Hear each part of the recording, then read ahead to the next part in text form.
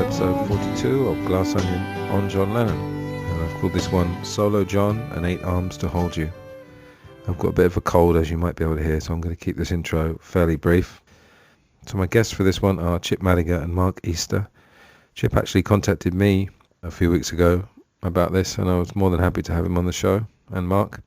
So they wrote the book 8 Arms to Hold You originally in 2000, and there's a new digital version that's just come out with quite extensive changes. They haven't actually added information post 2000. They decided just to improve what they already had. Anyway, we cover all that in the conversation.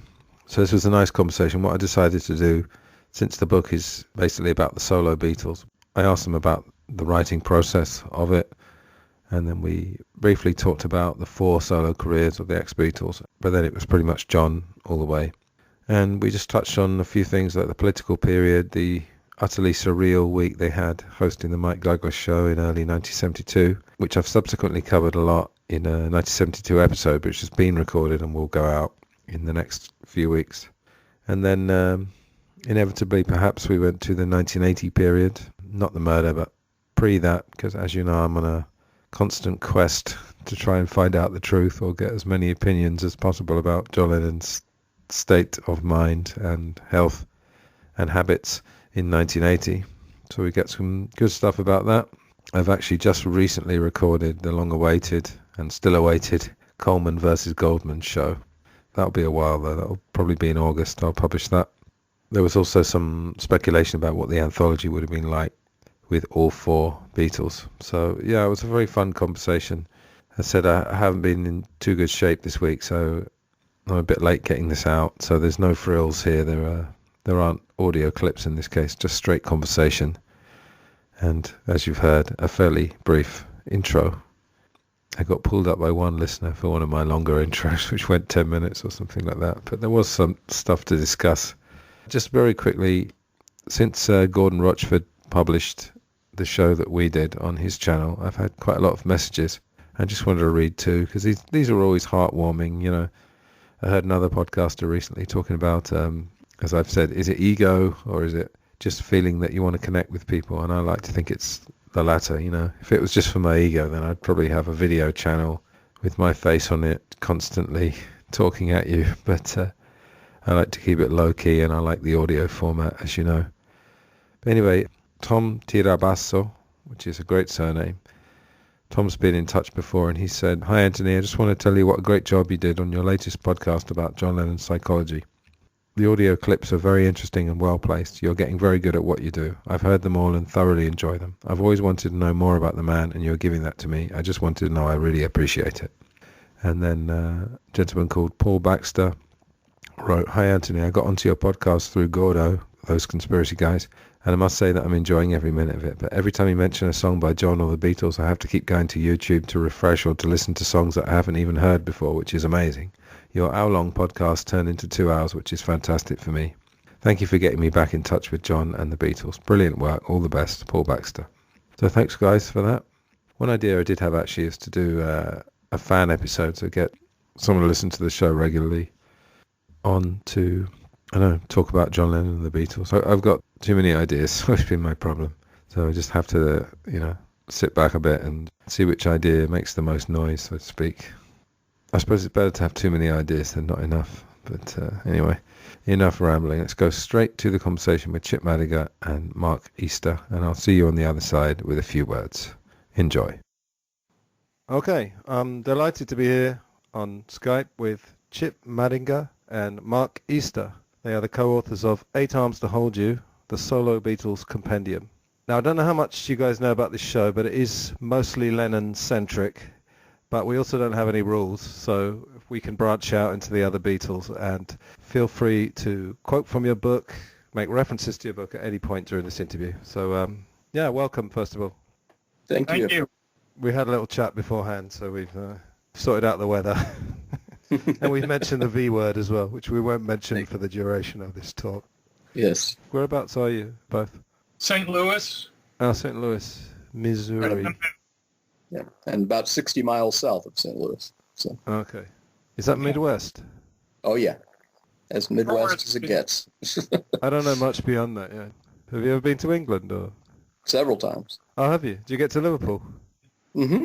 Oh, Yep. fantastic. Right, right. Did you happen to do the tour? Did they have the National Trust? Yeah?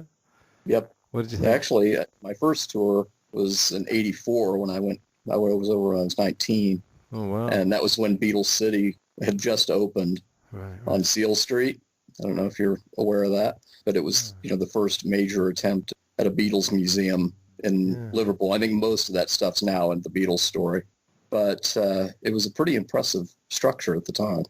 And at that time, they were doing tours using, of course, what they said was the original Mystery Tour bus. Yeah. Well, they say that the cabin is the original cabin. Of course, They don't always tell you that it isn't. They don't make a point of telling you it isn't. Yeah. Well, '84 was a great year to go over because, they'd opened Beatles City the year before, and then Cavern Walks opened that year.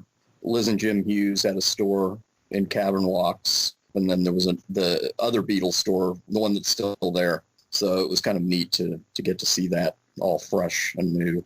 I think the National Trust Tour has really raised the bar because I went to India last year, and because I was flying into Delhi, I kind of had Rishikesh in my mind.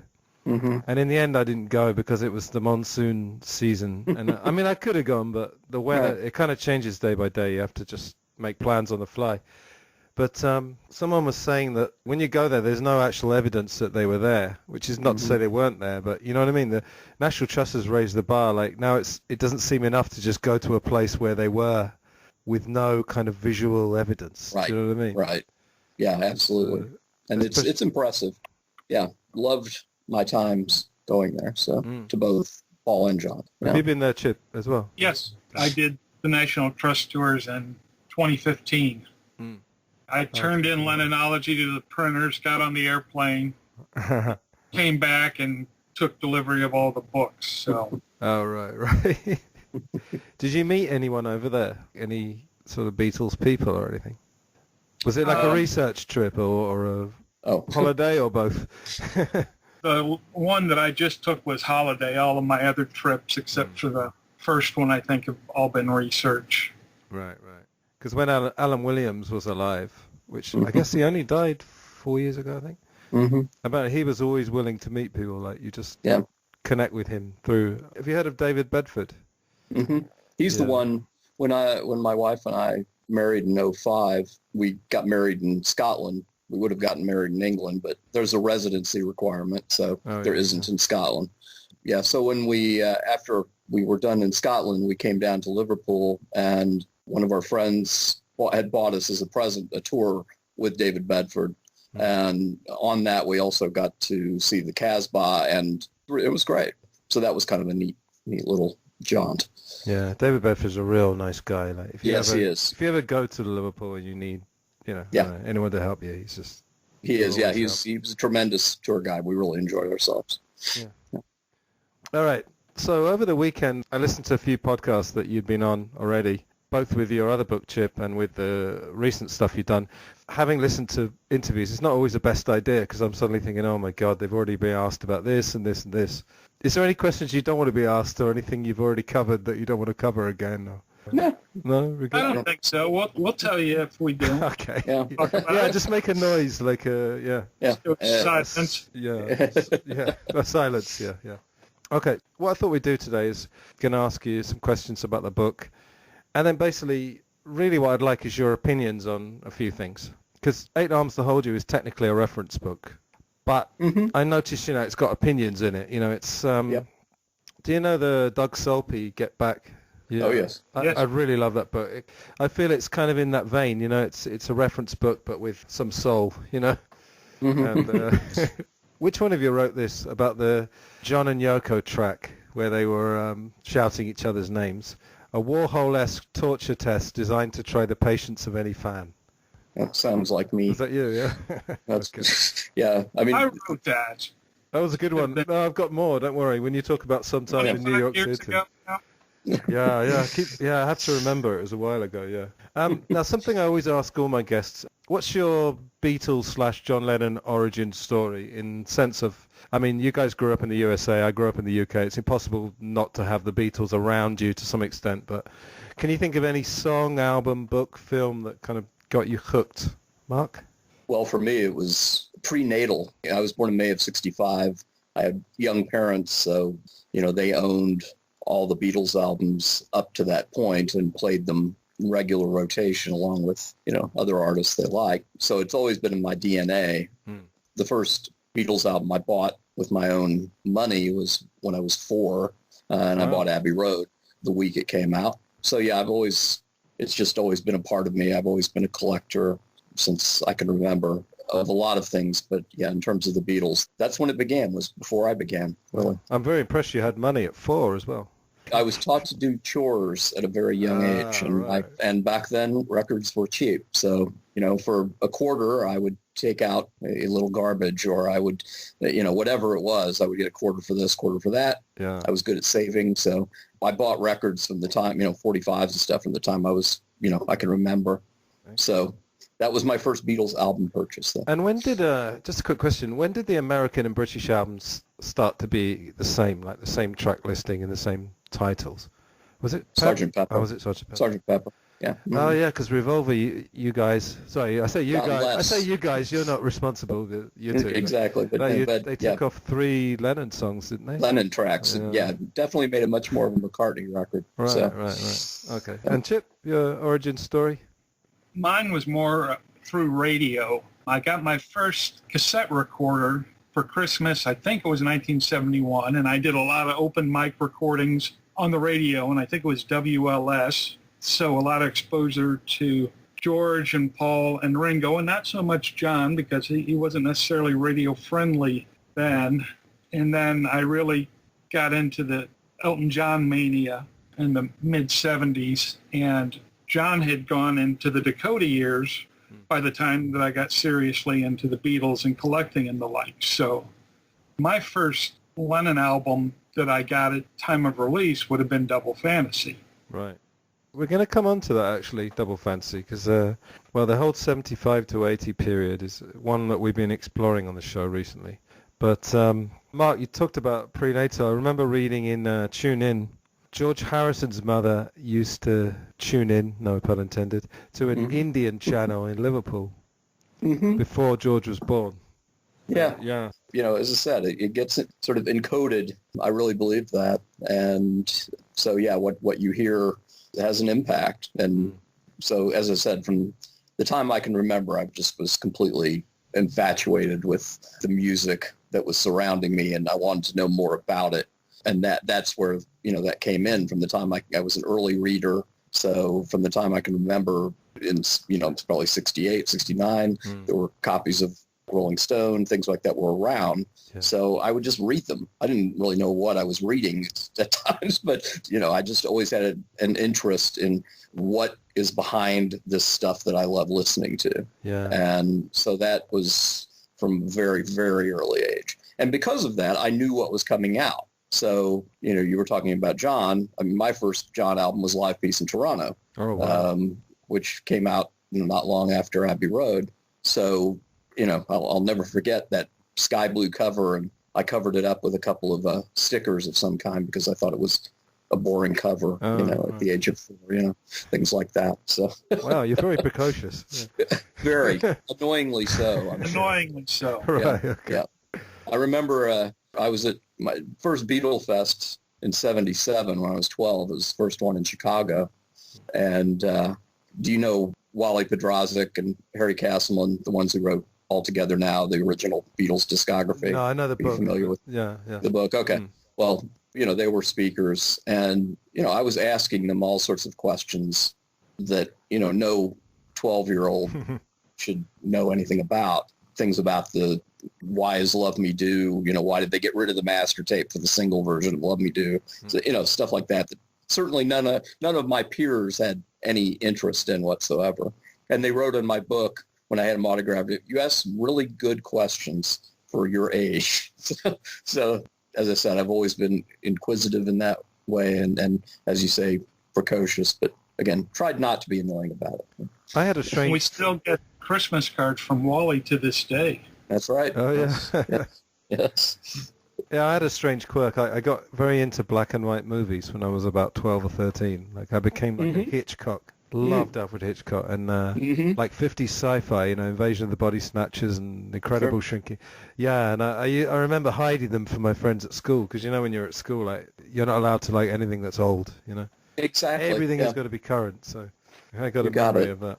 All right, I have a blog, so I'm a little bit of a writer. I feel like I have some skills in that regard. But can I ask both of you in turn, what drew you to writing, or what was the first thing you wrote? In fact. Were you writing for like college papers or anything like that? Well, my first published writing would have been in Illegal Beatles, which was Doug Sulpi's bootleg fanzine or magazine newsletter that led up to his books. He started off with the newsletter, and I contributed reviews of McCartney bootlegs to that, and then went on to co-author the 910 Guide to the Solo Beatle Outtakes with Doug, and I was preparing updates for that with new information, and Doug and I had different ideas on how we wanted to present the solo years. So that's when I started on 8 Arms to Hold You. So that's where my writing background lies. I've always been jotting down information and keeping track of some of the inanest details about. Mm-hmm. This was a wonderful outlet for all of that information that I had amassed over all that time. Right. And Mark? I started writing reviews and things for fanzines in the starting in the early 80s. There was a Beatles fanzine called The Right Thing that I used to love. I wrote some things for that later on, wrote some things for Beatle Fan. I also wrote pieces on other groups for Goldmine. I don't know if they had that over in England, but Goldmine was a big, and still is in publication over here, but it was sort of the major record collectors magazine from starting the 70s. So I wrote pieces on the Beach Boys, the Monkees. And anyway, so I've been writing ever since I was about 17, 18 years old, as far as published stuff. And then from there, Chip and I have known each other since 87 and been friends. And at that point in the mid to late 90s, we were actually working for the same company. And so Chip had already sort of started the work on 8 Arms, but I'm more of the whole purpose of, I think, bringing me in was, as Chip said at the beginning, he didn't want the book to read like an auto parts manual, that, there was a lot of detail, a lot of data, but how do you make it into something that's readable? And so that is sort of, where I came in at that point. So that would have been late 97, beginning of 98. Right. I was worried when I asked that question you were going to tell us you'd written a novel at the age of 10 or something like that. But, I did write a lot, but I didn't have anything published. Right, okay. I was going to say the first thing I remember writing was a biography of Tony Esposito, who was the goaltender for the Chicago Blackhawks. Oh, right. And I'd taken the book out of the library and was basically just copying it. So that's where I got my start. Yeah, I did like sports journalism at my what would you call it? High school, secondary school. So Mark, you're responsible for the flowery writing. I mean that in a good way, by the way. I will take that. Yeah. I mean, and much of the snarkiness as well. All right. Yes. Okay. But it was absolutely a collaboration in terms of, once we'd made the decision to work together, at least 1-2 times a week, we would get together face to face to go over, Chip would send me stuff, the raw material. I would start writing around it. Then we'd get together to wordsmith it, tune it up in those face-to-face meetings. So there were plenty of things that I had to say that didn't make it in. You can tell us that now if you want. Oh. It's been lost in the mists of time. Okay. But, I think what we found, sort of moving ahead for just a moment, is when we decided to do the electronic version of 8 Arms, which is, the PDF version, which is available now, we were surprised by how well it held up after almost 20 years. Because, frankly, after it was done, we would occasionally go back to it just to refer to something. But I know neither one of us read it cover to cover again. I mean, that was it. Once it was sent off, we'd had quite enough of it. And I know what you mean. so I think once we sort of got back into it and started reading it, we realized, well, we wanted to make corrections. There were things that we, were in error and things that, we knew we wanted to change. But overall, we're still pleased with how the book read. We felt good about that. And you said, how many thousand words did you add? And then you said you took away about the same number, so it came out roughly the same. That's right. I think there were between 25,000 new words. Yeah, that's right. I wrote it and down. A lot of that was new recording detail. We didn't add anything that had been issued after 2000, but we kind of tried to weave in all this new information for one reason, so that the indexing would stay relatively the same. And I ended up going through and re-indexing it all anyway, but the initial effort was to still keep it at, 720 pages. Yeah, I heard you say on an interview that you couldn't handle listening through all those Ringo concerts since 2000. and Paul with his totally shot voice, so I don't blame you on that one. So for people who don't know, we should have said at the beginning actually, so it came out in 2000 and you got an e-version basically. Right, it was, did a print run of 3,000 initially. It was effectively out of print immediately, but once it had sold through, the prices on eBay started increasing exponentially, so we decided that we wanted to keep the book available to people, but not at a price that would break the bank. So that's why we put together the e-version and wanted to add some more value to that in addition to having just the format. So we eventually reworked it. Okay, excellent. I really did want to talk to you guys about the writing of it, because of course it was in that strange world before the internet. I guess 2000, the internet, well, I remember having an email account around that time, but obviously it wasn't what it is now. So I still have the same email account that I had in 1993. Oh, do you? So I still have my AOL account because I'm too lazy to give it up. But yeah, I mean, thankfully we had the internet at that time because we were able to send files to each other back and forth by email. So it wasn't like we had no internet, but it was certainly in the infancy stage. Well, you couldn't use it for research. No. Hardly at all. Just for communication. Right. Exactly. Would it be like too romantic to say that it was better without the internet, or is that would it have been much better with the internet? Oh, really? No. Yeah. I think it's a better book because it's pre-internet, because of the amount of primary research that had to go into it.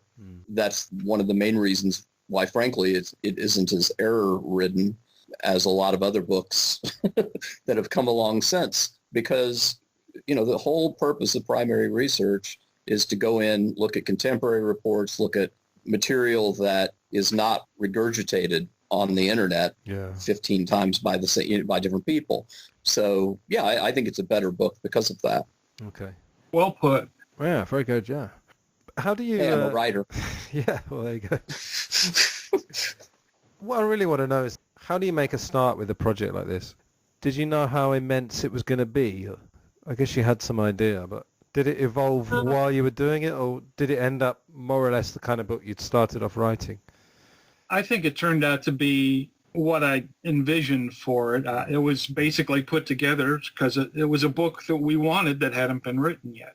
And like I mentioned earlier, it started kind of out of my updating information from the 910 guide, and then I wanted to include commercially released material as well, just to tell more of the story. So we knew that we wanted to have it beetle by beetle rather than a strict timeline with everybody woven together. And I knew that I wanted to put the commercial release information and the like in with the unofficial or the bootleg stuff. So we had a good idea starting out how we wanted to lay it out, but, there were neat things that came of it after we'd started writing, like the graphs at the back for all of the live shows, and the discography was pretty much constructed from scratch. Right. And I don't know if you got anything else to add, Mark? Yeah, I mean, I think it certainly became bigger than was originally intended. I think, again, because we wanted to see something that would be definitive. And unfortunately, too many Beatles books prior to that, even if they were individual books about John or Paul, unless it was like, the Ray Coleman book or something like that, most of those books covered the Beatles, and then the solo Beatle years were covered in the last 15 pages of the book.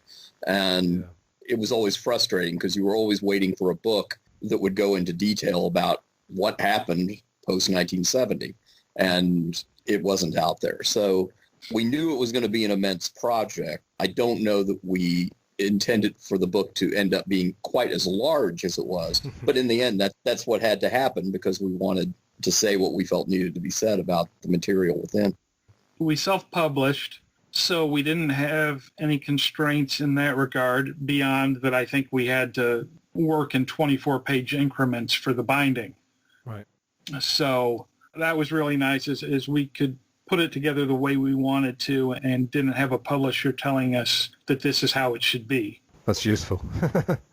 Mm-hmm. Well, and especially at that time, self-publishing was far more in its infancy than it is, and it has been in the last, 20 years. Now everybody's, well, what is publishing anymore? But writing a Beatle book is a dirty word. Exactly. Yeah. But we knew that was one thing we definitely knew from day one was we're not going to try to shop this anywhere because we knew that once that happened, they'd say, well, people aren't interested in this. People aren't interested in that. This is too much. There's too, it's like, well, yeah, I get why you're saying that, but we know what we want to write and we know what other fans want because we're fans. That was definitely freeing from the beginning, was knowing we weren't going to have to water it down. They probably would have cut a lot of the typos, but... Did you have to check your own typos then? You didn't have any? Oh, yes. Oh, yeah. But thankfully, I'm a comma king, so I tend that we had that built in. So yeah, paid by the comma. That's right. But you had spell checks in those days, did you, or not? Yeah. Yeah, but at the same time, you had to watch that because, well, as you do still, because there are words that are definitely a part of that, the Beatles lexicon that don't have, proper spell checks. Yeah, you've got to check the spell check now, haven't you? Yeah. Right. The whole book was prepared in Word. Oh, right. Which the printer loved. Excellent. Not. Just to give an idea of the task that you guys took on, the wonderful Alan Kozin. I haven't had him on the show, but I will do sometime. I'm coming for him. He wrote the intro or the foreword, and he said, just to make a comparison to Mark Lewison's Beatles recording sessions, Mark Lewison did it with EMI's cooperation and patronage and dealt with 8 years' work by a single act. Chip and Mark worked entirely on their own and covers 30 years' work by 4 musicians. So, not too shabby. Pretty good. Just want to give... it was a process. Yeah, I bet. Just to give the listeners an idea of what's happening in sort of Beatle land when your book originally came out. So it was obviously we just passed the millennium. So in terms of the Beatles themselves as an act, they just released one, which was this big compilation, which proved that people will buy stuff they've already got. Mm-hmm. And the Beatles anthology book, I think, was issued literally the same month that we put this out. So in 2000? Yes. Was it that late? October of 2000. Right. In fact, I remember taking copies to some of our local bookstores and them saying, oh, this is great. We'll put it right next to the Beatles anthology book. So we sort of rode on the coattails of that a bit, unintentionally, a happenstance. Yeah. And 4 months later, we found it in the remainder bins at the same bookstore. And we bought them so that other people wouldn't... You can't put ebooks in a remainder bin, so you're okay now, nope. aren't you? Yeah, we're good now. What was I talking about? 2000, yeah. So John Lennon would have had his 60th birthday. It was 20 years since he died. I do remember, actually, even around that time, there were interviewers on talk shows still saying, like, I can't believe he's gone, and it seems surreal even that long. Mm-hmm. I guess now we're coming up for 40 years, aren't we? Yeah. Yep. Amazing. Paul McCartney had just lost Linda, and I guess had just met Heather Mills. George had just survived a knife attack, which I think when Living in the Material World came out, when we heard the full extent of that, the fact that Olivia basically saved his life there, and George was battling cancer. And what was Ringo doing? I never know what Ringo's up to at any particular point. Can you enlighten me? 2000. I guess All-Star Band? Yeah, I'm sure it was an all-star band. He had put out the Christmas record the year before that, 99. Right. In fact, I think that's the last thing. So Vertical Band and the Christmas album were the last Ringo things, along with all the all-star band information. Right. And did you finish your book on October the 9th, or did it come out on October the 9th? No, I finished it the morning of the 9th, 4 o'clock in the morning. Yeah. It was instantly out of date because that's the day the remixes came out. Oh, yeah. For Plastic Ono Band. Plastic Ono Band Double Fantasy. Oh, damn.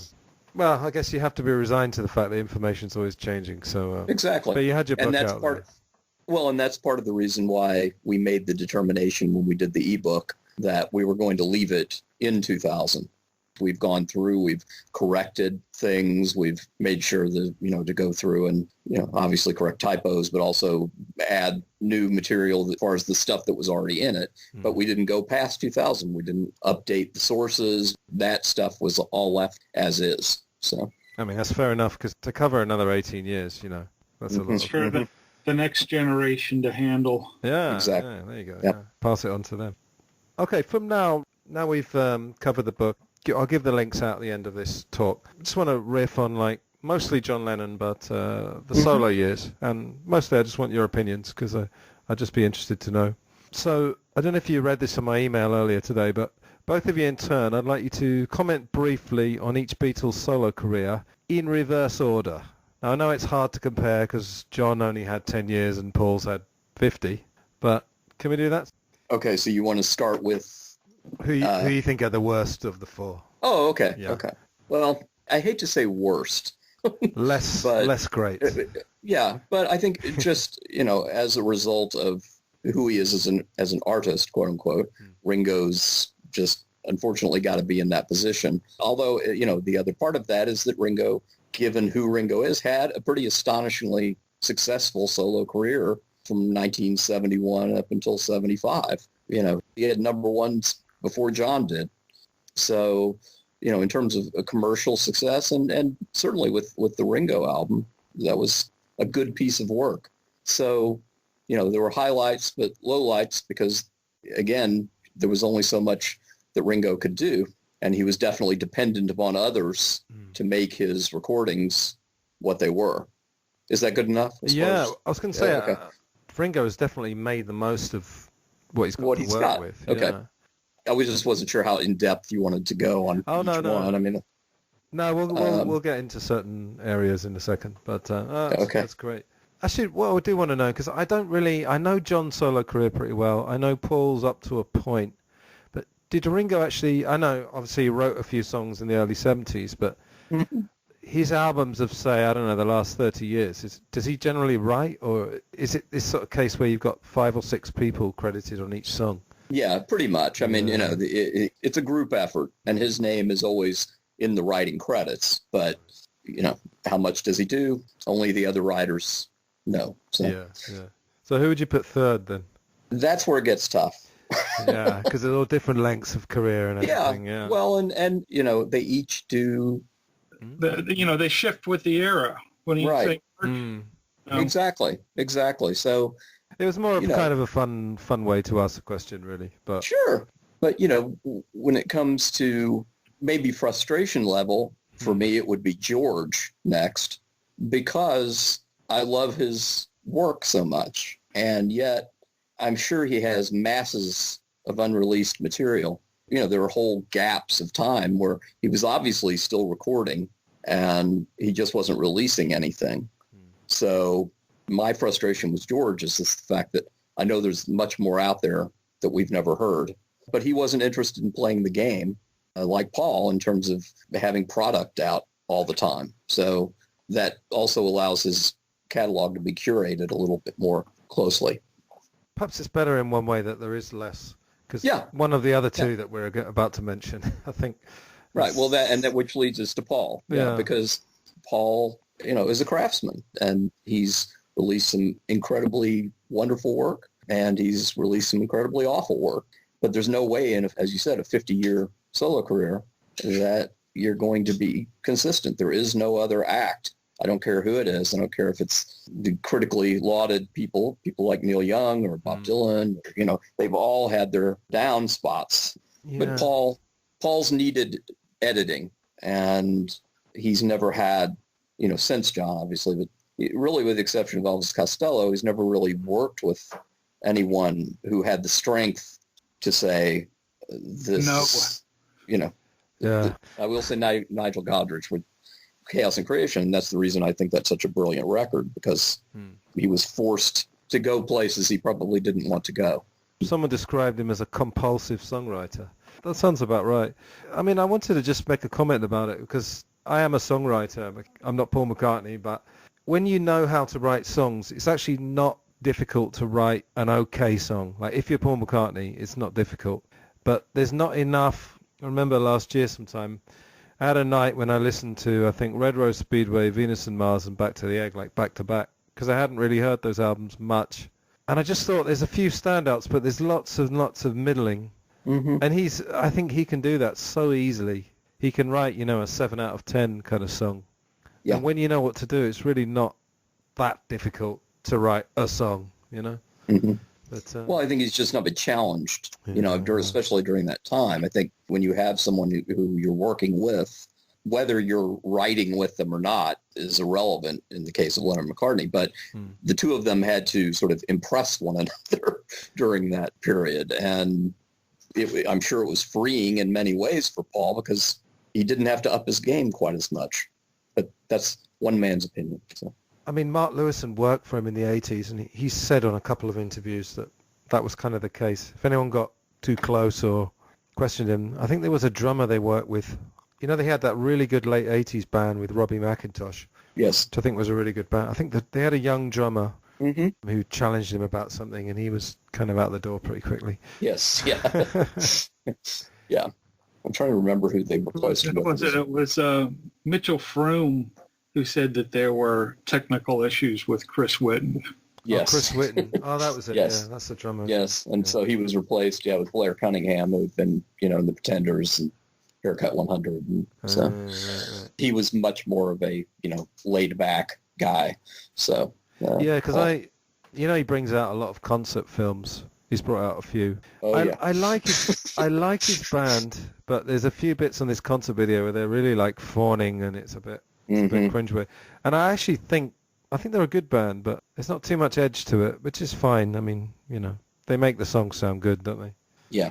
Well, I think at this point it's comfort. That's what he wants, and he's earned it at this point to do what he wants. But it's interesting when I watched Rock Show for the first time in a long, long time. My wife and I were sitting here watching it, and I was just sort of marveling at the fact that Joe English is just a great drummer. The band, had there not been the chemical issues at the time with them, I think that band on that tour was terrific, and it was the band that he had after the Beatles, in my view. That was the best band, quote unquote, he had. Was that with Lawrence Juba?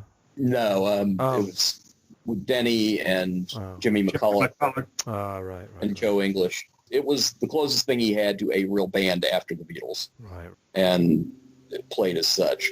But anyway. Okay. So what about John? Well, we wrote in the book that John, is an unfinished novel. The saddest thing of all is that I would have just loved to have seen what would have happened. But again, highs and lows. The low personally being sometime in New York City, which, as I think you made reference to at the beginning of this. Absolutely. Go right ahead. Can I give you the quote now? Because it's too good not to share.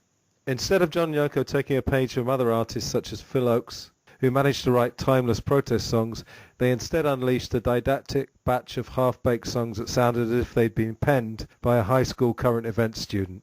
Mm-hmm. And then presumably you wrote about We're All Waters. Yes, I did. Indeed we are, or at least wish we were under some while suffering through this infernal LP. We can come up for air now, it's over. Yeah. It's over. I think you've made your feelings clear there, yeah. Yeah, and there were some good tunes on the record, but the lyrics just make it almost impossible to listen to these days. I mean, he was doing stuff he'd never done in terms of trying to fit too many lyrics into, musical pieces, and it was just so awkward all the way around. I'll never forget buying that record and just being so angry. And on top of the anger I had already felt about Wildlife a few months before, and just feeling like, what the hell is going on here after having had Imagine and Ram, before that. So, so you've got those ultimate downers, but then you have the genius of Plastic Ono Band and Imagine, and, and I still like the mid-'70s records, even though at the time lots of critics didn't care for them. I mean, I think there were wonderful songs on Mind Games and great songs on Walls and Bridges. Rock and roll was half-baked just by virtue of what it was. And then I did like Double Fantasy. I liked it the first time I heard it, the day it came out. Again, that's frustration, just not knowing what would have happened. Yeah, absolutely. Okay, and Chip? I think Mark's covered it all. Right. Much to add. I think Ringo, I view more as an entertainer than a musical force to be reckoned with. Yeah, I'll go with that. Most likely to land in Vegas.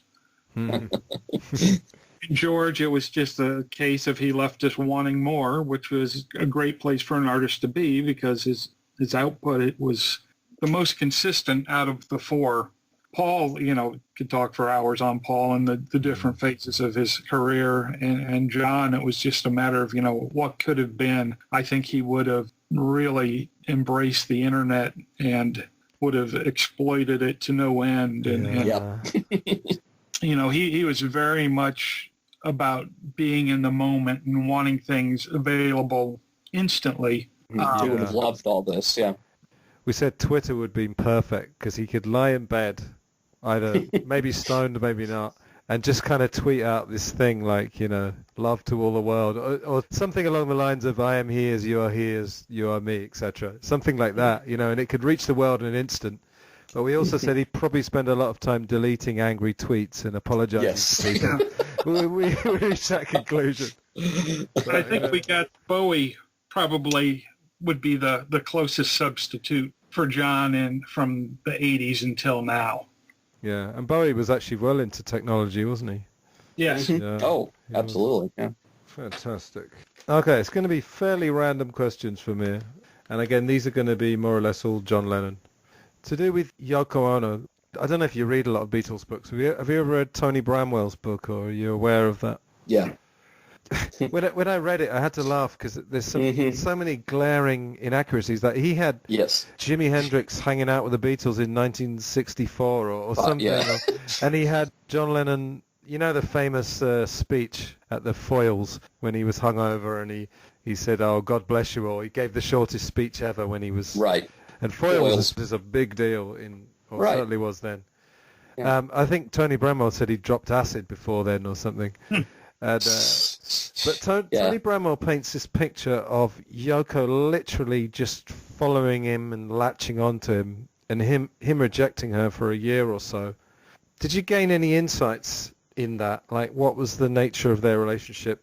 I think we branch off here a little bit into the Lennon Ology book. We do, yeah, it's true. It's a good segue for that, and that's all covered on a day-by-day basis without foresight, and it starts with when they met, and it ends with the last session at the record plant. And I think by laying it out in that fashion, it gives a great picture of their interaction at that time, from when they were intrigued as artists to when they became collaborators. Yeah, I mean, just to be clear, she was an artist in her own right. And I think when people talk about her as an opportunist, they kind of talk as if nobody else is ever an opportunist. Yeah. I mean, if that's a good point. Yeah, I mean, there are certain jobs in the world, and there are certain safe jobs, and there are unsafe jobs. And being an artist, whatever kind of artist, conceptual artist, if you don't know how to hustle a little bit, so it's kind of, I don't totally buy that. But what do you think was the nature of their relationship at that time? Was it kind of a 50-50? Because I guess it's always power dynamics. I'm going to ask you later about what you think their relationship was like in 1980, but at the beginning, it seems like it was all genuine to start with. I would agree. I think John was just smitten with her artistic sensibilities, and like you said, everybody hustles a little bit, but I think it was pretty genuine. Yeah. Mark? Yeah, I think he was just intrigued from the beginning, and he was sort of torn between two worlds. I always felt one of the best pieces of writing during that period in the Hunter Davies biography is the look at, in 1968, the beginning of 1968, where are the Beatles now? And John, that piece about him has the most insight in terms of why he ended up with Yoko, that he just was sort of coasting along at Kenwood with Cynthia and her mother and Julian and not particularly happy about it. And I think this person had come on the scene who just intrigued him. And she exposed him to all these different artistic outwards. Right. That he never would have come into contact with otherwise, because, you know, as Paul likes to say often, Paul was the avant-garde one in 66, 67. He was the one going to all these events. He was the one who was sampling it all. I mean, John would make the occasional appearance like at the Technicolor Dream in 67 and things of that nature. But overall, Paul, because he was living in London, he was the one who was out there doing stuff. And, you know, John was definitely the suburbanite. And also just John was kind of a lazy guy too, which I respect. You know, he did stuff when he wanted to, but he enjoyed his downtime. And the weed as well. Yeah, exactly. You can't discount that. I mean, No. Yeah, he was a major stoner, all the way through. He'd work in bursts. Absolutely, yeah. A little bit of writing done, and then he'd say, well, book the studio. And by knowing that he had that constraint coming at him a week or 2 weeks away, that would force him into craftsmanship mode and into the writing process. Absolutely. But he was blessed with this mind that could come up with. I mean, one of my favorite examples is "I Am the Walrus." The beginning, the it was a police siren going past his house when he's tripping on LSD. Right. But you know, it's just to have that idea. It's so simple. It's not a difficult thing to think of. It's just that, you know, most people wouldn't think of it. And the other thing that Pete Shotton said was that, I don't know if you agree with this, as a musician, I definitely think that John Lennon, I'm guilty of heresy here, but sometimes gets more credit, for example, Strawberry Fields, obviously he wrote it, I'm the Walrus, he wrote it, but he didn't really have a lot to do with those scores, for example.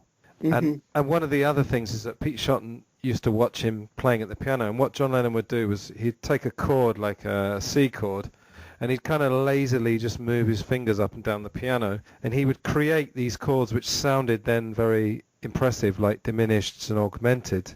But it was kind of like you said, it was a lazy guy just feeling around on the piano for things, you know? And he could do more with that than the vast majority of human beings. He just had that ability. And the difference between the two, you know, between John and Paul is the craftsmanship. And I think John wasn't as blessed as a craftsman as Paul was. But at the same time, I think that's what makes his writing a bit more genius. We just recently did a show. It was kind of a fun show. We picked our 5 best and 5 worst, and again, worst in inverted commas. And when we got to Mind Games, actually, I felt like Mind Games is the most crafted.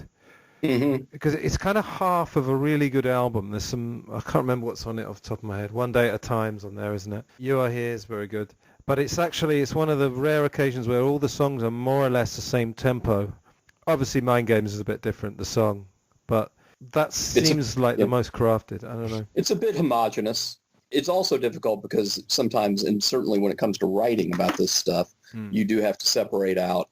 I remember all too well where I was when I first heard that song and where I was when I first bought the album and listened to it. It was a good time, and as time goes on, your reflections are going to change, you know, maybe about how you feel about that. But still, I get a certain feeling when I listen to that album that somebody else who didn't buy it when it was brand new is going to have about it. You're able to look at it with a little more of a perspective, I suppose. It's interesting how albums and films age, you know, 'cause with my favorite films, like I said, I was very into Hitchcock at a young age, and I left them for years. Like, I purposely didn't watch them, and then about 5 years ago, I watched through kind of my 20 best. It's really interesting to see how some age well and some don't, you know? Right. And I think Plastic Ono, we did a show about 1970, and obviously, you know, I hear Beatles stuff, pops up on my YouTube feed and all that kind of thing. But I listen to that in its entirety, and when you've got that distance, I think the quality absolutely comes through, you know? Right, Chip, I would like to talk about the sort of political era, the 1972, and I guess you guys have seen all the Mike Douglas show. Have you seen all of those shows, or more or less? Sure. It's just so surreal. I mean, it's just, what is going on? Like, you've got, presumably Mike Douglas knew who they were or something, but, you know, he did this, you know, he did the song at the beginning of each thing, and he starts with Michelle, and And again, he made this really like cringe-worthy comment. Where John's like, Paul wrote that one. I wrote the middle eight. And then Mike Douglas said, well, that's the most difficult part to write, isn't it? I was like, oh, my God. Come on, mate. What was interesting with the Mike Douglas shows is John and Yoko put forth a list of people that they wanted to appear on the show, and the producers were, well, that guy's too hot. We can't have him on the show or have him on the show. And it ended up being a bit of tit for tat, okay? For every government official we have, we'll have one anarchist, and it was really the booking for that is very interesting. Well, I think John asked for Gandhi, Jesus, and Hitler, but they just... Sorry, that was a Sergeant Pepper joke. Yes. Terrible joke, sorry. What I was going to ask you is, because I don't really know too much about American TV in the 70s, but that was a daytime. And Dick Cavett, who I love the Dick Cavett shows. You can watch them all now. Marlon Brando and Muhammad Ali and Woody Allen and George Harrison and John Lennon. It's just spectacular. That's something that I definitely love, that era of television, because that was when I first really became aware of the dichotomy of American television, and the fact that at that time you had daytime television, which Mike Douglas firmly fit into, which was programming for housewives. It was a syndicated show, but in general it was shown at 2 in the afternoon, 3 in the afternoon. Yeah.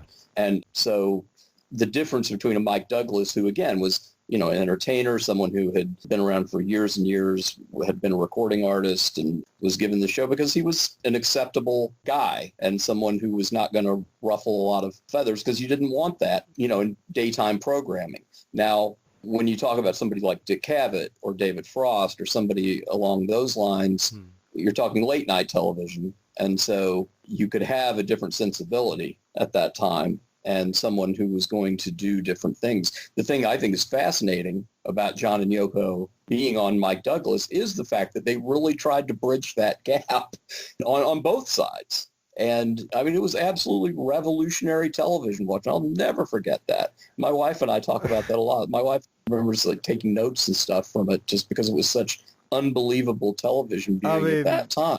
You can't compare it to anything else. Yeah. And so you have to place it in the context of what was going on at that time. If you look at it in retrospect and you don't have an idea of what was going on at that time and what television programming was like at that time in the U.S., and you just sort of shake your head and it's like, what the hell is this? But at that time, John and Yoko really wanted to reach out to that audience and try to get their point across to the housewives of America. Lock up the housewives. You got it. Crazy limits again. But the fact is, they were enormous stars.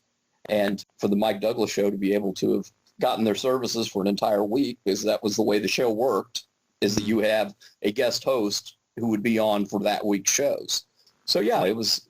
Oh, go ahead. I was going to say, Anthony, you mentioned when you were born, and just think of what your parents would have been like at that time, would have been the audience for the Mike Douglas show. Right, yeah. Yeah, my parents definitely weren't hippies or anything like that. Yeah, they were reaching out to the straights because they knew it was a much limited audience trying to reach out to the yes votes that they already had. And frankly, the yes votes were going to be on the Dick Cavett show or David Frost. That was an audience that already sort of had... Right. So they'd be kind of preaching to the converted almost, you mean? You got it. Yeah. Right. Yeah, some of the stuff on there is incredible. People always talk about the look on Chuck Berry's face when I can't remember favorite moments in American television. I can't remember if it's Memphis or Johnny Be Good, but when she starts howling, it's just quite funny. And someone in the YouTube comments described Chuck Berry as looking like a werewolf in mid-transformation. And if you look at it, that's a pretty astute observation there. Yes. One that I was interested in, I became a big fan of George Carlin in the later years. When he really started to, look at kind of the underbelly of the world as it is. Did they talk to him much? Because the only clip I've seen, they don't really talk about politics. Do you remember what his role was that week? I think he was just booked in as an entertainer. Right. That was popular at the time. I don't know that John and Yoko actually had him on their list.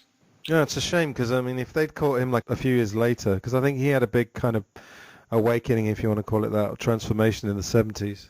Yeah. I think they would have had a good talk with him. Yeah.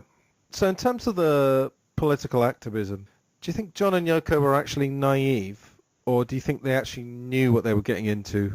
Chip, what would you say? You hit it right on the head. They were very naive. Right, okay. They mentioned that when they came to America that they were met by Abby Hoffman right off the bat. So, they got their influence from him. Yeah, and they were easy prey at that point. Yes, for people like Abby Hoffman, Jerry Rubin, the quote-unquote radicals of that time. They were like, oh, my God, we've got the ultimate mouthpiece here, and he's willing to listen to us. Yeah, I mean, one of the things we've talked about him is one of the fascinations is the contradictions. He seemed very streetwise and very worldly in one sense, and I think he was, with everything he'd been through. But yeah, I guess there was naivety there. I'm sure you've heard of Dan Richter. Sure. I interviewed him last year. We had a really nice talk, and he was generally very complimentary about John and Yoko. But he said one of the things was that, as we were saying earlier, John was basically a stoner from 65 onwards. And he did agree that some of the ideas were those kind of spur-in-the-moment things that you might have if you've imbibed something herbal, And, wouldn't this be a good idea? Let's go to India, tomorrow, that kind of thing. So I think there's an element of that. So my question after that is, how serious a threat to the Nixon administration was he? Just before you answer, I just want to say that he did have fairly substantial FBI file, but I don't know how much it takes to get an FBI file, because there's a kind of joke in England. We have MI5, which is our equivalent. Oh, yes. And they say that if you're any kind of public figure, you're going to have a MI5 file with some dodgy stuff in it that can be used by the newspapers at an opportune moment. So how serious a threat was he, do you think? The Nixon administration was terrified of him. Right. Because it was the 72 election was the first, correct me if I'm wrong, Mark, the first time that the 18-year-olds were going to be able to vote. That is correct. So John had their ear, and Nixon was afraid that he'd be able to sway the election because he had that sort of influence over the younger voters. Right. He's very good at using advertising and things like that. And during the bed-in, he basically used the establishment media against themselves almost, He used the mainstream media, as they call it now, to speak against the mainstream. So in what way was he naive? Was it just kind of falling in with the wrong crowd and being persuaded to do things? That's it. It was the Abby and Jerry influence. Okay. What about, was there any chance that it was a political assassination? What do you think about that? I don't buy that at all. No. I don't want to go there. No, I don't think so. Right. Fair enough. But there were some fascinating things in the FBI file. I did a Freedom of Information Act for the Lennon Ology book and discovered another 3,000 pages beyond what had come out with, help me out, Mark, what's his name? John Wiener? John Wiener. Yeah. And, there were things in there from when they were being chased by a terrorist Puerto Rican organization and just all sorts of fascinating information on the efforts to get he and Yoko out of the U.S. Notes about, hiding files and then, dragging their feet and, here's where we've hidden this file, and it really painted a much more detailed picture of that whole era. And they were very fortunate to have Leon Wilds as their attorney during that time. He's truly the unsung hero in them managing to stay in the U.S. He did amazing work for them. So. Do you know how they got in touch with him? Was it Pete Bennett that suggested him? It was through Klein, actually. It was a Klein. One of the few positives that came out of the Klein Association, because Klein and Pete Bennett, who was one of Klein's right-hand men in promotion for Apple and APCO. Yeah, he got them hooked up with Leon. Yeah. And Leon didn't know who they were. No, that was the other good part, is that he was not starstruck. He genuinely didn't know who they were. That's correct. Oh, interesting. Why do you think John Lennon never toured? It seems like all the solo concerts he did, they were nearly all for charity, weren't they? They had the one-to-one, he did the Lou Grade, did some at protest rallies, of course, the John Sinclair. Do you think, change the question slightly, do you think had he survived through the 80s and beyond, Do you think he would have become a touring musician, or do you think the idea of repetition maybe would have just kind of bored him? He might have done it once or twice. I mean, he was prepared to tour in 71, and it was the fear of the U.S. government that he shut down the tour because he had Elephant's Memory on retainer, and they rehearsed and they were ready to go on the road. I mean, no dates had been set yet, but preparations were well underway. I think it was the amount of work involved in putting on a tour. John didn't want to commit to something that was going to last 2.5 months or however long it was going to be. I mean, look at Paul. His tour in 89 was nearly a year, a solid year on the road. Yeah. Well, what about Dylan? September, 32 years on the road now. I think it was 88 that started. Yeah. I think maybe there was some PTSD as well. I think the Beatles tours were just too much for him and George. I think Paul and Ringo are more into the showbiz thing about it. Oh, sure. I mean, John had a visceral reaction to having to go on stage. I mean, he certainly was always I'm going to throw up, or I did throw up before I go out there, and it happened over and over. So I think that was a big part of it. As you said, I think it was not something that he enjoyed it when he was up there. He hated all the prep and everything that went into it beforehand, which is understandable. But I don't see John, becoming a touring monster in the 1980s. I think obviously things were already in the planning stages of somewhat for him to do something in 81. But beyond that, who knows? Yeah, it might have been like a situation with George where he did it once and it was enough. Really financial that put him out there again. I think he would have just felt like the repetition would have just got kind of pointless. I think he would have mixed it up. I do think that he would not have done a McCartney in that respect. I think he would have changed his shows up. I don't. Yoko was going to be a part of the shows, and he said, if you don't want to see Yoko, then don't come. Don't come, yeah. Right, yeah. John and Yoko's one word. That's right. All right. I'm actually going to scoot forward because I really want to get into the 1975 to 80 period of John Lennon. Now, I'm gearing up. In a couple of weeks, someone's going to come on the show. I was telling you earlier, Chip, he actually lives next door to the Dakota now, and his girlfriend was Marnie Hare's daughter. So it was Sean's playmate. So I've just become more and more fascinated in trying to uncover what could be the truth about this. So are you aware of the Ray Coleman narrative and the Albert Goldman narrative, and that they're basically polar opposites? Oh, sure. Yeah, you know about that. I mean, my listeners will know because I've been going on about it for the last couple of months. But Ray Coleman version, very sanitized. He more or less stopped drugs by about 72.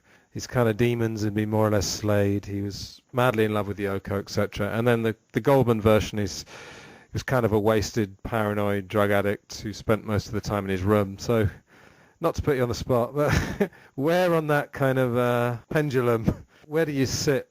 Can I ask Chip first? Well, there's definitely a little bit to both sides. I mean, for all its faults, Goldman's book was very well researched. It was just all in the presentation and the agenda. But no, it's evident that John did enjoy his personal time, and he wasn't totally inactive like the 1980 narrative where he put the guitar on the wall for 5 years and didn't do anything. That's patently not true. But he liked his life with the family. He really took to that with Sean. They did all the traveling together, and he was able to bond with Sean much more so than with Julian. Yeah. I read the two books actually more or less back to back in the 80s when I was pretty young, 13 or 14. And I just couldn't believe, I read the Ray Coleman as the first John Lennon biography. Obviously, I was totally hooked on John Lennon after reading that book just because because whether or not, maybe it's a bit sanitized, but still a compelling character. And then I read this Albert Goldman. It's like the very first scene is... have you heard that story about when John Lennon stepped into the kitchen, Yoko would put cat shits by the door so he'd step into them? Mark, where do you land on that between the two? Well, yeah, I mean, going to echo a lot of what Chip said because I do feel the truth is in between. Coleman's bio, I felt at the time, was well done. And I think because of when it came out, because it originally came out in 2 separate volumes. And I bought the first one in London in 1984.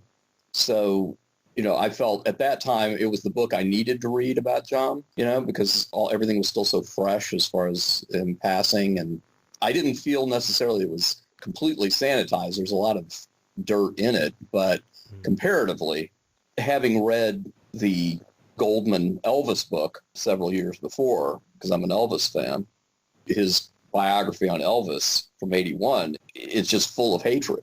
It's a bile-filled bio, and I just knew from reading that that despite what Goldman says about having been a fan and then learning the truth made him have to expose the seedy underbelly and all of that. Again, it's polarization in terms of their, the views. I don't think the Coleman book was lying. I think it's just sometimes the official... Sin of omission. Yeah, the official story of things, the public like a simple narrative. That's why, even in this apparently cynical age, I'm very into alternative media, by the way. X amount of the public are still going to basically swallow what they're told on the news, because it's simple and it doesn't have too much kind of nuance.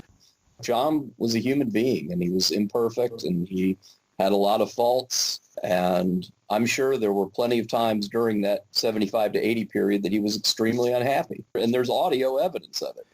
The audio diary, right? Right. I don't know whether I'm looking out the hotel window. I don't know whether to jump or get back in bed.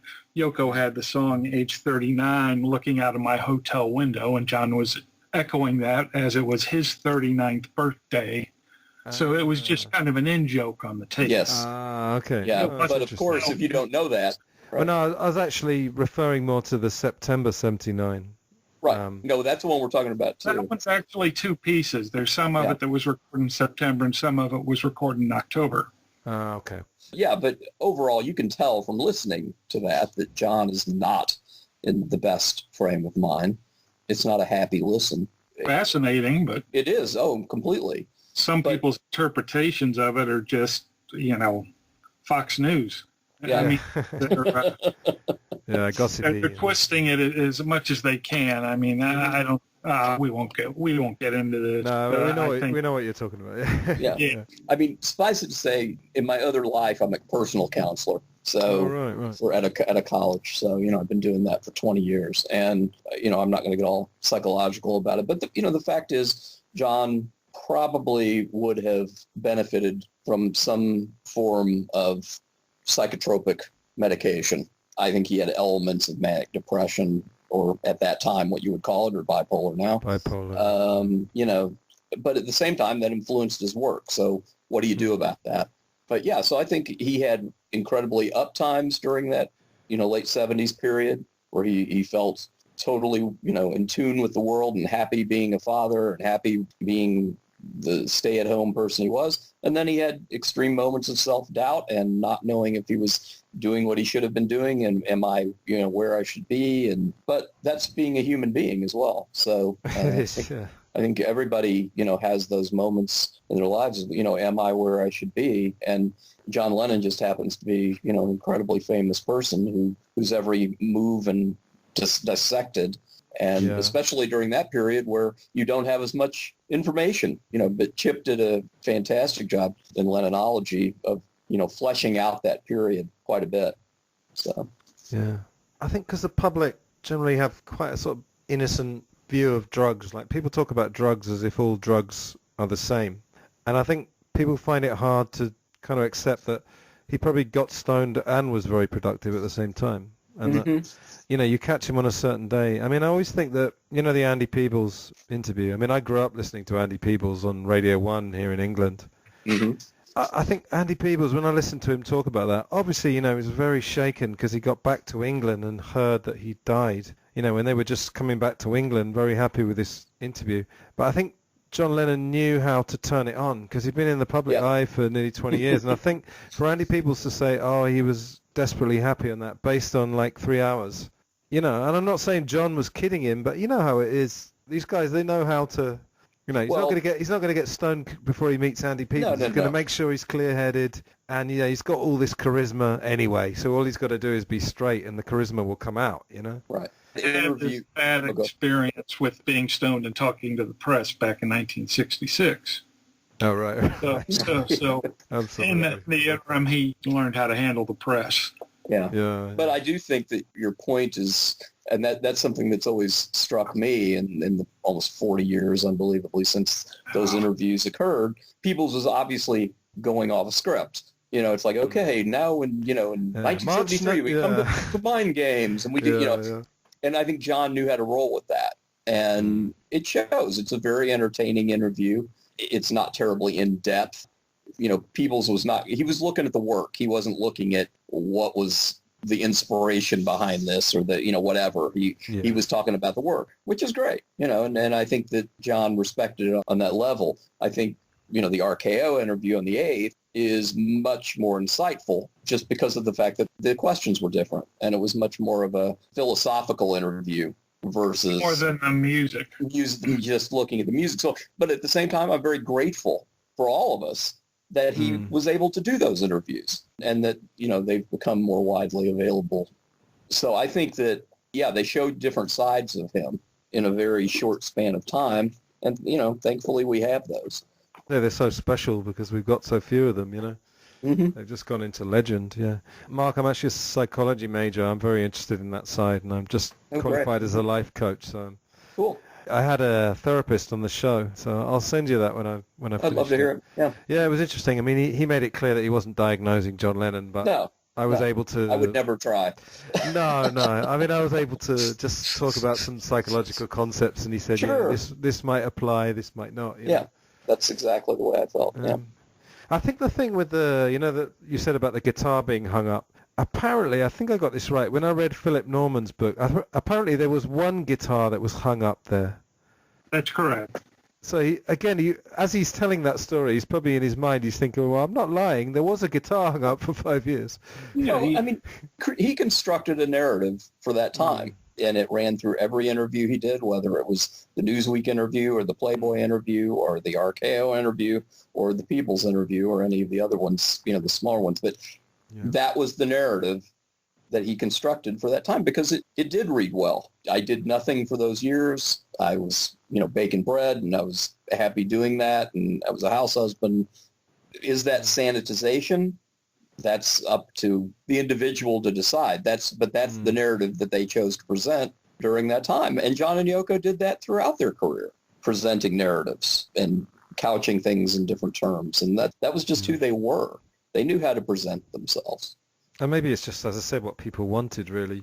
And you're promoting an album that's all about contentment. And you got it. They were good at promotion. They really were. And I think that, it's funny that George... We were talking about, I guess, it was on Dick Cavett in that George interview in 1971. That George has some very pointed comments about John and Yoko knowing how to promote themselves, and they did very well. And it continued all the way up until 1980 and past that because Yoko has her own narrative for what happened after that point. Absolutely. So that's what they choose to do. They're artists, and they're in the public eye, so they... What is the phrase? Choose the photo that you want for that period of time in your life, and that's what's going to go out there. Yeah, that's it. Absolutely. All right, I could talk to you guys for hours, honestly, but I've actually got to wake up early tomorrow, so it's kind of late here. Yeah, it's getting on 11:22 your time. 11:20. Yeah. Another question I kind of ask most of the people that come on the show is, what do you think John Lennon would have done post-1980? And one thing I was talking to Chip earlier, actually, the anthology bit where they're all in George's garden and George has got the ukulele and Paul's telling the story of writing I Will, Oh, yes. And some people have commented that, maybe some of the body language is a bit strained between Paul and George. Let's imagine there's all four of them in that garden. What do you think would have been... Yeah, this is the kind of thing I love, just, total speculation. What would the dynamic of the anthology have been? Just pure speculation. You want to go, Chip? No, I feel like it would have been far more balanced because I think George would have felt better about the whole project had John been there. There was how to handle Paul. Exactly. So there was a kinship there, and I think because there was that feeling of, now Paul's going to control everything because John's not here to do it or to help with that. That balance of power was totally off. And so I think that George would have enjoyed the process a lot more had John been there. And I do believe John would have been a completely willing and happy participant in all of that at that point. I mean, again, who knows? But that's my take on it. Yeah. It just would have been a more comfortable and more joyful, frankly, because you can tell Paul's totally into it. Ringo's enjoying it. George, we have Dennis O'Brien, George's former manager. Oh, right. to thank him for George's financial situation at that time. Absolutely. Because I can guarantee you that George's participation would have been far less had he been in better shape financially during that period. There's no doubt about that.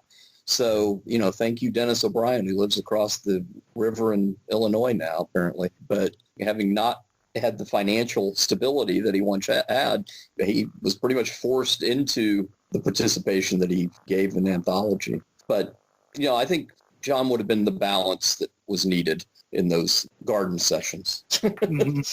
Give me your take, Chip, and then I'll tell you what I think. I think that Paul's enthusiasm would have been tempered by John's presence. George would have been more open because he felt that John would have been there to not to protect him, but you know what I'm trying to say. Yeah, absolutely. Well, what's your view on it? I think it would have been, in a very, very subtle way, John and George versus Paul, but I think mostly the love would have shone through. Yes, but I think, I agree. There's always, George is a bit passive-aggressive generally, or was. I feel like really, one of the ironies is that when George died, Paul, of course, knowing that he'd done that terrible interview after John's murder, wanted to come up with he came up with some good sound bites, and he said, he's my baby brother. Baby brother. Really, if you think about it, George was John's baby brother because he was kind of I don't mean this in a bad way, but a sort of slightly watered-down version of John, meaning he wouldn't quite go as far as John in terms of being outspoken. But I think they were very much on the same page. Yes, of a mind. Yeah, I mean, they were bonded through LSD. They were bonded through the fact that they were clearly the ones who hated touring more than the other two. You could really split the Beatles off in those two halves, in one sense.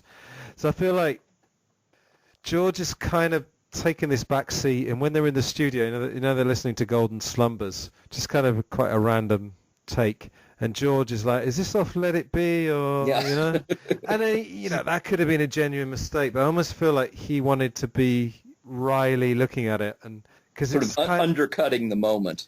Yeah. And he's kind of got this, piss-taking, you know what that means? Yeah. Slightly sending it up a little bit. But, I like to think of it optimistic. I think in the end the love would have shone through, but there would have been a little element of that. John probably would have said, I don't know how to play a ukulele. Yeah. But in the session where they're all sitting around the table having tea, I think that would have been fascinating conversation if all four of them were there. Yeah. Yeah, because if you think about it, they'd almost done that in January 69 to some extent. All the audio, apart from the songs, is all these conversations. Some nice persons put most of it together as well. It's incredible just to hear the conversations on their own. And I mean, they're doing a lot of that anyway. And we know that, this Long and Winding Road project was in the making pretty much as soon as they'd broken up. So, yeah, I feel like it would have been good. What would have been their new song? Do you think they might have written something else? Or? Well, I don't know. Yeah, I think they would have come up with something new. I don't think they would have gone back and looked at John's unissued works. I wonder if all the old tensions would have come back. And they actually started working together. Well, and that, truth be told, maybe they wouldn't have recorded anything new. That may have been too much. That it's one thing to sit around and reminisce about the good old days on camera, but it's another thing entirely to have to create new music. And I think unless the freeze had been thawed between Paul and John before that time, where they would have done some work together, I just don't see how they would have worked together again musically. That I don't see. But I think it was much easier to do that with what ended up happening with Free as a Bird and Real Love because he wasn't there. But had he been there, I don't know how that would have worked out.